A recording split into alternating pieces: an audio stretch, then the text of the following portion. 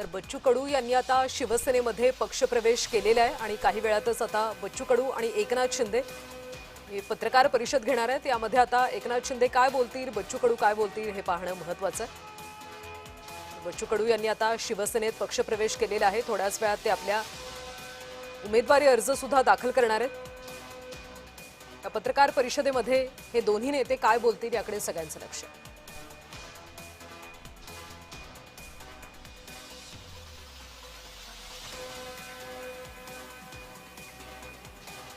बच्चू कडू यांनी आता शिवसेनेमध्ये पक्षप्रवेश केलेला आहे। मी शिवसेनेत गेलोय, मात्र माझी प्रहार संघटना तशीच असेल असे यावेळी बच्चू कडूंनी म्हटलंय। ज्यांना राजकारण करायचंय, राजकारणात यायचंय त्यांनी शिवसेनेमध्ये प्रवेश करावा आणि ज्यांना इतरांसाठी काम करायचं त्यांनी प्रहार संघटनेत यावं असं बच्चू कडू यांनी म्हटलं। या संदर्भात माहिती घेऊयात आमच्या प्रतिनिधी ज्योत्स्ना गंगणे यांच्याकडून। ज्योत्स्ना, बच्चू कडू यांनी आता शिवसेनेत पक्षप्रवेश केलेला आहे। आता ते पत्रकार परिषदेमध्ये नेमकं काय बोलतील, काय अधिकची माहिती? अगदी बरोबर आहे। प्रहार संघटना तशीच राहील, मात्र मी जे आहे ते समाजकारणासाठी आणि जनतेची सेवा करण्यासाठी जे आहे ते शिवसेनेमध्ये पक्षप्रवेश करत आहेत आणि त्याचबरोबर पक्षप्रवेश झाल्यानंतर बच्चू कडू जे आहे ते लगेचच विधान परिषदेचा शिवसेनेकडनं अर्ज दाखल करण्यासाठी जातील। आता इथे जे आहे ते बच्चू कडू यांचा कागदोपत्री जो आहे तो शिंदेच्या शिवसेनेमध्ये जाहीर प्रवेश जो आहे तो झालेला आहे, ज्याच्यामध्ये बच्चू कडू आता प्रहार संघटनेचे किंवा प्रहार पक्षाचे जे आहेत ते अध्यक्ष नसून आता बच्चू कडू जे आहेत ते एकनाथ शिंदे यांच्या नेतृत्वातल्या शिवसेनेचे एक शिवसैनिक झालेले आहेत आणि बच्चू कडू जे आहेत त्यांची प्रहार संघटना तशीच राहील, मात्र विधान परिषदेच्या उमेदवारीसाठी एकनाथ शिंदे यांनी बच्चू कडू यांच्या समोर ही अशी अट ठेवली होती की तुम्ही तुमचा पक्ष जो आहे तो आमच्या पक्षामध्ये विलीन करावा आणि तुम्ही जो आहे तो तुम्हाला विधान परिषदेची उमेदवारी देऊ। मात्र पक्ष जो आहे तो संघटना म्हणून विलीन झालेला नाहीये, पक्ष आमचा सेपरेट तसाच संघटनाही काम करत राहील। मात्र बच्चू कडू यांनी शिवसेनेमध्ये आता जाहीररित्या पक्षप्रवेश केलेला आहे। मुख्यमंत्री राज्याचे माजी मुख्यमंत्री आणि सध्याचे उपमुख्यमंत्री शिवसेना प्रमुख एकनाथ शिंदे यांच्या नेतृत्वामध्ये यांच्या उपस्थितीमध्ये बच्चू कडू यांनी धनुष्यबाण हाती घेतलेला आहे, भगवा झेंडा हाती घेतलेला आहे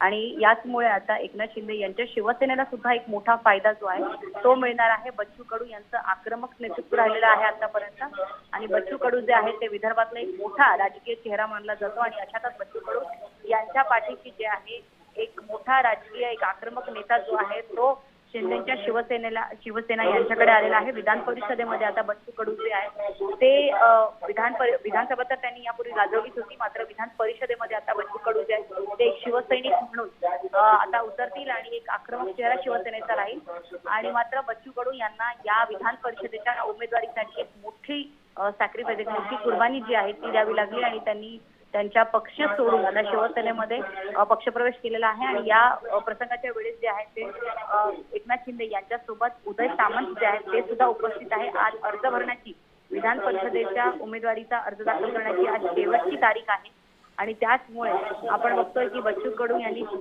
काल रात्री जे आहेत त्यांची निश्चिती झालेली नव्हती, मात्र रातोरात त्यांनी त्यांचा निर्णय बदलला आणि अखेरकार बच्चू कडू जे आहेत ते आता एकनाथ शिंदे यांचे विधान परिषदेचे उमेदवार असतील आणि त्याचबरोबर आता बच्चू कडू जे आहेत त्यांच्यासोबतच उपमुख्यमंत्री एकनाथ शिंदे, उदय सामंत आणि त्याचबरोबर राहुल शेवाळे जे आहेत हे सगळेजण मिळून विधान भवनामध्ये जातील आणि अर्ज दाखल करतील आणि सर्वात महत्वाचं म्हणजे उदय सामंत यांनी सुद्धा माध्यमांशी बोलताना सांगितलं, कारण एकनाथ शिंदे यांच्या शिवसेनेकडे 2 जागा आहेत। एक जागा जर बच्चू कडूंना दिलेली आहे, ते पण त्यांचा पक्ष सोडून त्यांना शिवसेनेमध्ये पक्षप्रवेश करून त्यांना ही जागा दिलेली आहे, मात्र दुसरी जागा जी आहे ती एकनाथ शिंदे कोणाला देतील याकडे सर्वांचं लक्ष असेल, कारण राज्यसभेवरती सुद्धा आपण बघितलं की एकनाथ शिंदे यांनी ज्योती वाघमारे यांचं नाव देऊन यांना उमेदवारी देऊन सर्वांनाच एक आश्चर्याचा धक्का दिला होता आणि आता बच्चू कडू यांचा सुद्धा शिवसेनेतून प्रवेश घेऊन त्यांना विधान परिषदेची उमेदवारी देण्यात येत आहे।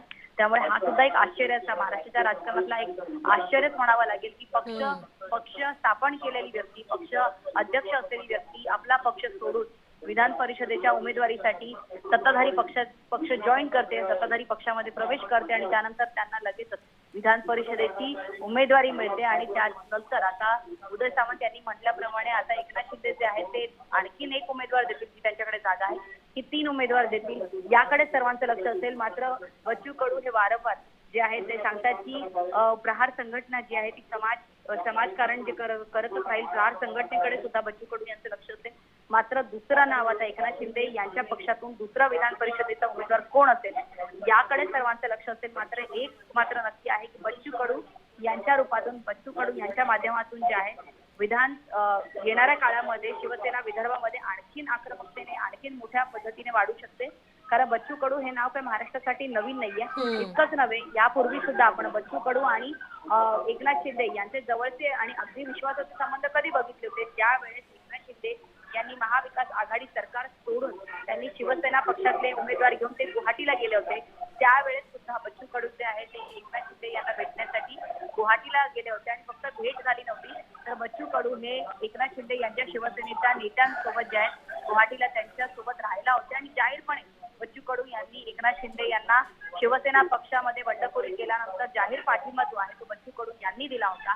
त्यामुळे बच्चू कडू आणि एकनाथ शिंदे यांचे मैत्रीपूर्व आणि राजकीय संबंध काही सर्वांपासून लपून नव्हते, ते उघडच होते. मात्र बच्चू कडू हे त्यांचा पक्ष सोडून शिवसेनेमध्ये पक्ष प्रवेश करतील की करणार की नाही याकडे सर्वांचं लक्ष असताना आज अखेरच्या क्षणी विधान परिषदेच्या बाबतीत बच्चू कडू यांनी मोठा निर्णय घेत स्वतःच्या पक्ष सोडून त्यांनी शिवसेनेमध्ये जे आहे ते पक्ष प्रवेश केलेला आहे. यामुळे अर्थातच बच्चू कडू जे आहे ते पुढील 6 वर्षासाठी विधान परिषदेमध्ये पाहायला मिळतील. मात्र बच्चू कडू जे आहेत ते आता विधानसभेची निवडणूक हारल्यामुळे त्यांनी विधान परिषद पत्कारली. एक आक्रमक नेतृत्व असलेलं जे आहे त्यांनी विधान परिषद ते जिंकू शकले नाही. एकेकाळी बच्चू कडू यांच्यासह त्यांच्या पक्षाचे जवळपास 3 आमदार जे आहेत ते महाराष्ट्राच्या विधानसभेत पाहिलेले आहेत. मात्र आता पक्षाचे मोठे नेते ते सुद्धा जिंकून येत नसल्यामुळे आणि प्रहार संघटनाचे प्रहार त्यांचा जो पक्ष आहे तो दिवसेंदिवस जो आहे तो त्यातले कार्यकर्ते असो किंवा त्यांच्यातले विदर्भातले अनेक प्रहार संघटनेचे कार्यकर्ते पदाधिकारी जे आहेत त्यांनी यापूर्वी सुद्धा अनेकदा जो आहे ते वेगवेगळ्या संघ म्हणजे काहींनी काँग्रेस, राष्ट्रवादी आणि भाजपमध्ये आणि त्याचबरोबर एकनाथ शिंदे यांच्या शिवसेनेमध्ये पक्षप्रवेश केला होता. त्यामुळे कार्यकर्त्यांची, पदाधिकाऱ्यांची संख्या जी आहे बच्चू कडू यांच्या पक्षाची तशीही कमी झाली होती आणि अशामध्ये आता बच्चू कडू आता शिवसेनेमध्ये आल्यामुळे नक्कीच प्रहार संघटना एका बाजूला एक सामाजिक संघटना म्हणून वाढू शकेल. मात्र बच्चू कडू यांनी जय महाराष्ट्राचे बोलताना वारंवार सांगितलं की आम्ही जे दिव्यांग लोक असतील, विकलांग लोक असतील, समाजातले जे गरजवंत असतील त्यांच्यासाठी आम्ही आणि आमची प्रहार ज्योत्स्ना संघटना थोडंसं थांबवते. बच्चू कडू सध्या बोलतात.